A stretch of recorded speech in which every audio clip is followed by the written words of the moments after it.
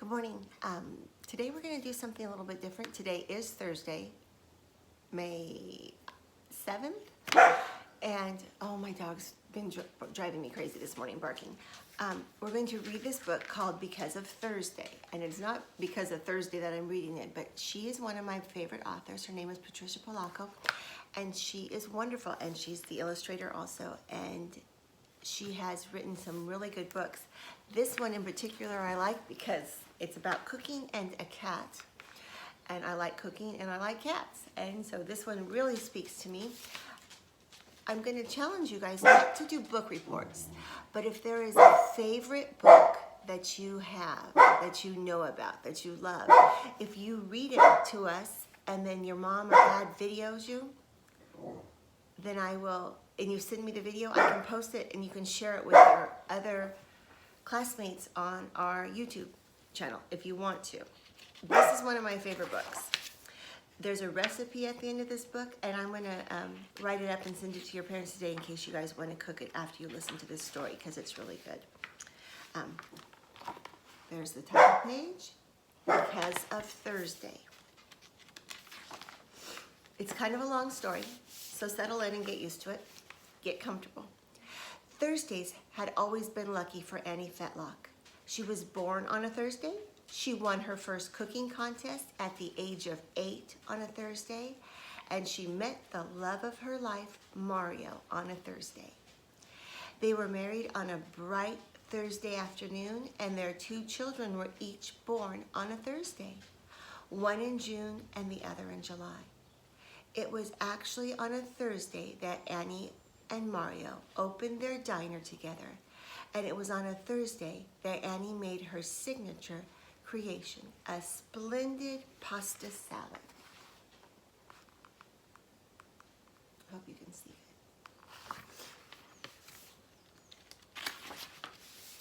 People came from far and wide just to taste it. After one bite, they devoured it, almost in a single gulp. They wanted more.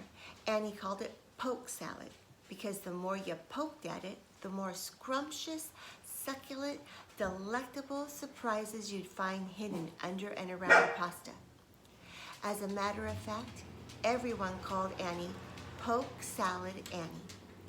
As the years passed, poke salad became an institution in that little town. People came from other towns, then other cities, then other states, and even other countries. It was almost as if poke salad cast a spell on anyone who ate it. So they just keep coming back over and over again. And you could see how big her restaurant got.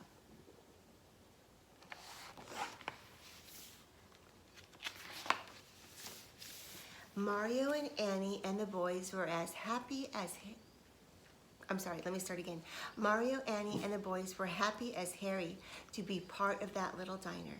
Eventually, just as Annie and Mario had planned, both boys went off to fancy colleges and graduated with honors. They both became big-time lawyers, and as much as they truly loved Annie and Mario, they had to move away to big cities to practice their law.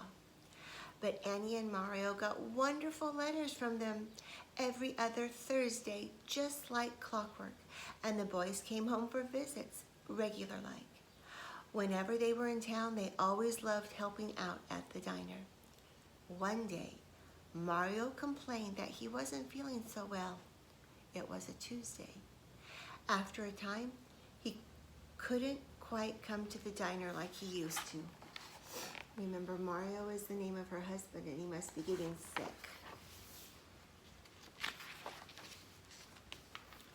It was a Friday when the doctors gave Mario and Annie real bad news. It was on a Monday that Annie's beloved Mario passed away.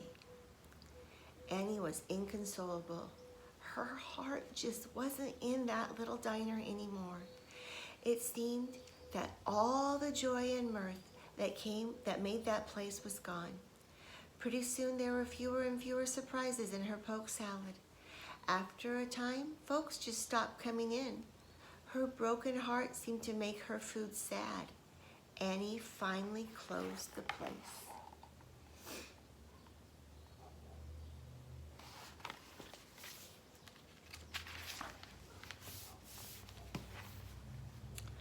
Well, sir, without that diner, that little old town pretty much dried up. Most days, Annie took to her porch and sat in her rocker and stared off into space. That is, until one day she heard the tiniest little sound coming from a dish towel that was all rolled up and stuffed behind the butter churn on the edge of her porch. When Annie went to pick it up, she noticed that whoever had left it there had embroidered the word Thursday on it. Well, I'll be. Today is Thursday, Annie whispered as she peeled back the folds of the dish towel.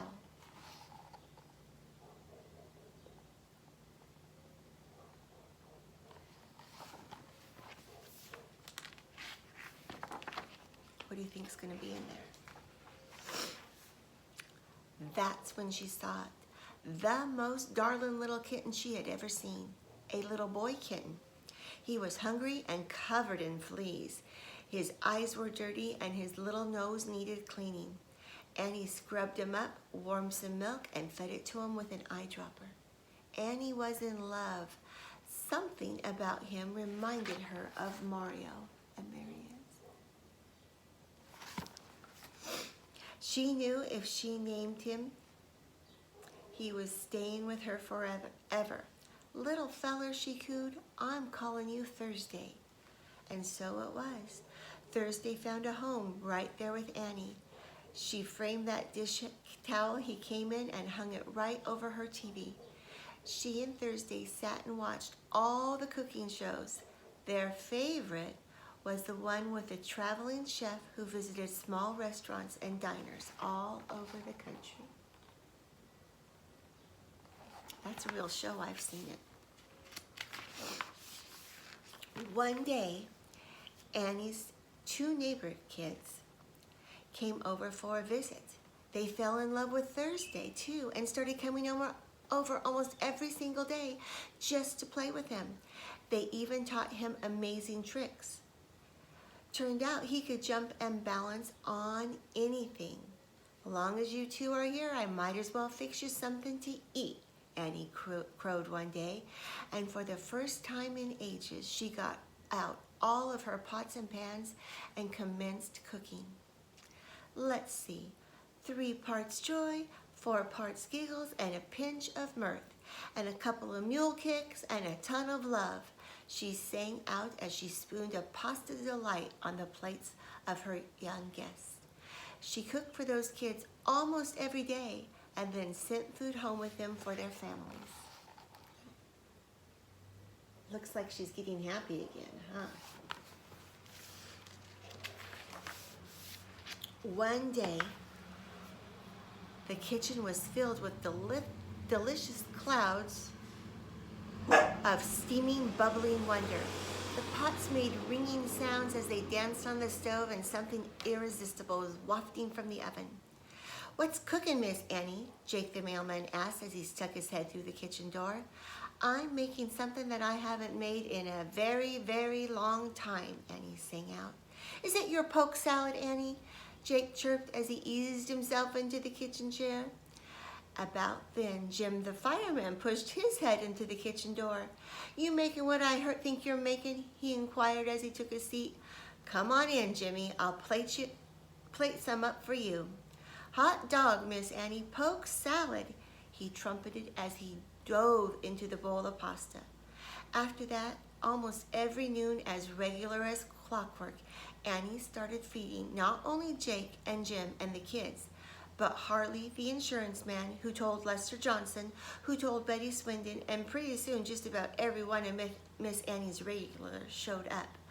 Not only did her guests enjoy their poke salad, but the children had Thursday do some of his spectacular tricks to entertain them. Look at the cat's feet.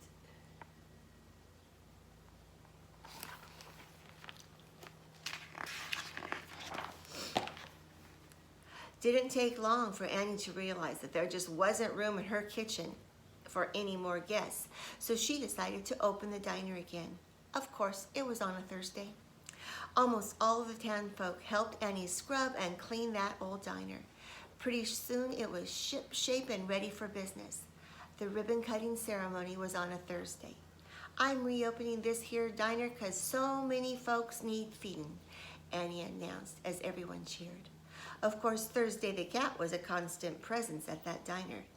Mr. Briggs of the county health department probably should have objected, but he'd missed Annie's poke salad so much he wasn't about to tell her that Thursday couldn't be there. Besides, her customers loved watching that little cat do his dazzling array of tricks.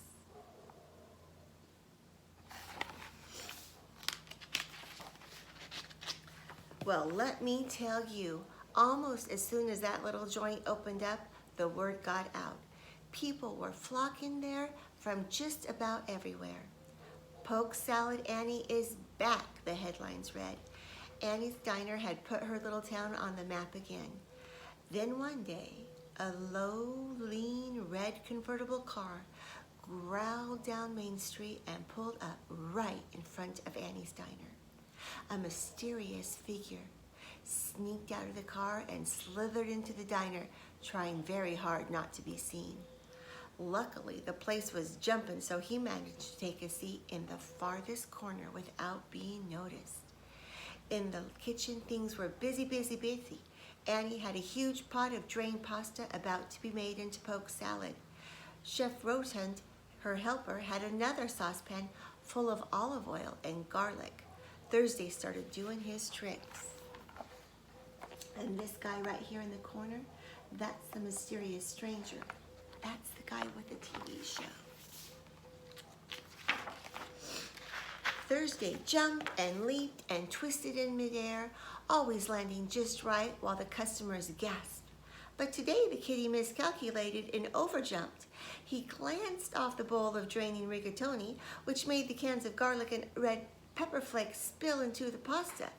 Then the entire container of Parmesan cheese overturned into the oil, garlic, pepper flakes, and pasta. The grated cheese covered all of the pasta, making it an oily, garlicky mess. Then all of the kitchen help stopped and peered into the pot of garlic goo. That there is the ugliest pasta I've ever seen, said Chef Rotund. And look at that poor cat and all that big mess.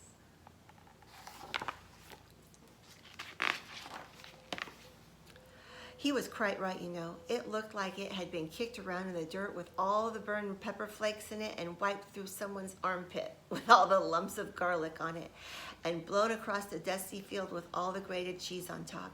It wasn't, if that wasn't ugly enough, the dark olive oil looked like it had come out of the crankcase of an old jalopy.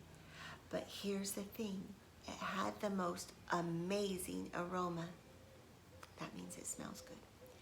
As everyone in the diner breathed in the delectable fragrance, the mystery man in the corner could no longer resist.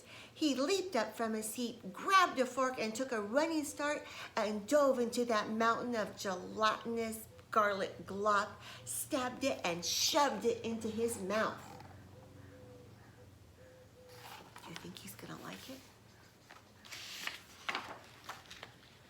Shut the front door, he sang out. This is an outstanding, off the hook, outside the box, out of bounds. I'm on the fast train to Flavortown, he roared as he took handfuls of the pasta and threw it into his mouth. This is the money. Annie couldn't believe her eyes. It was the famous TV chef who visits diners. This stuff is righteous, he gurgled as he spun around the counter. That's when all of the customers started stampeding. With a collective leap, they jostled for positions to sample the ugly pasta. And there he is, shoving it into his mouth.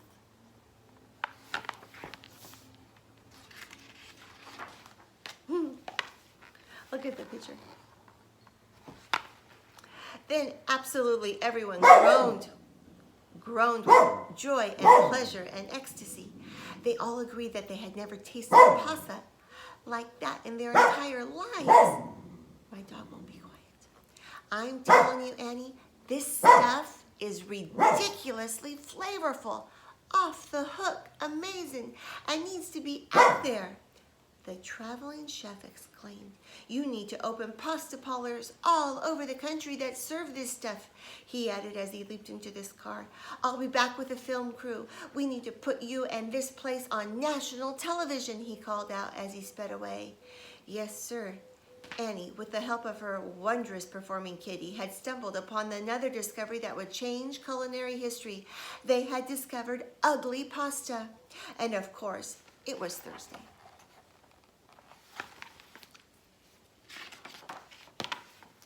Sure enough, after the diner was featured on TV, ugly pasta became a household name. And with the help of her two sons, the Ugly Pasta Diners became a national franchise. Annie knew just what to do with the profits that were rolling in. First, she opened a pasta and sauce manufacturing plant on the edge of her little town. Everyone in her town who had been out of work now had a job.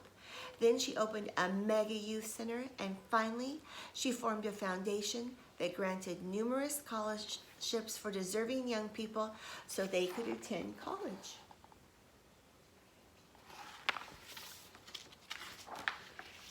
Now, one would expect Annie to retire and live in a luxury mansion in a warm climate, but Annie loved her little farmhouse and stayed put. The true joy of her life was to rise each morning, trundle into the village with Thursday, and open her little diner. Nothing made her happier than making poke salad and ugly pasta and serving it to her customers while they watched Thursday perform. Occasionally, Annie would sigh and whisper, "To think that all that has happened is because of this little cat, all because of Thursday." And look, there's a big fountain, and there's pasta and a cat on it.